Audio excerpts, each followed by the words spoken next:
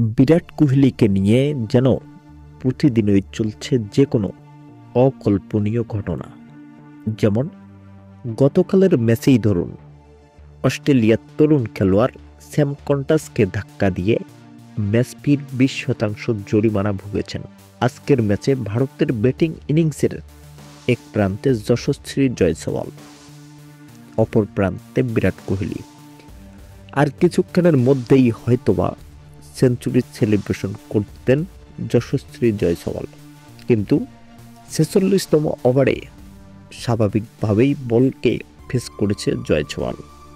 অপর প্রান্ত থেকে রান নেওয়ার জন্য সাড়া দেন কোহলি। খানিকটা দূরে এসে মাঠের মাঝ প্রান্ত থেকে কিন্তু যখনই দেখলেন ফিল্ডারের হাতে বল, তখনই ডিসিশন বদলে দিয়ে নিজেকে আউট থেকে বাঁচাতে গিয়ে আগের প্রান্তে চলে যায়। এতেই মাঠের মাঝখানে গিয়েই রান আউটের শিকার হন জয়সওয়াল। 82 রানে আউট জয়সওয়াল, আর মাত্র 18 রানের জন্যই সেঞ্চুরি ম্যাচ। এরপর তো পরের ওভারেই ক্যাচ বানিয়ে আউট হয়ে প্যাভিলিয়নের দিকে চলে যান বিরাট কোহলি। আর এতেই তো দর্শকদের থেকে শুনতে হলো দুয়োধ্বনি।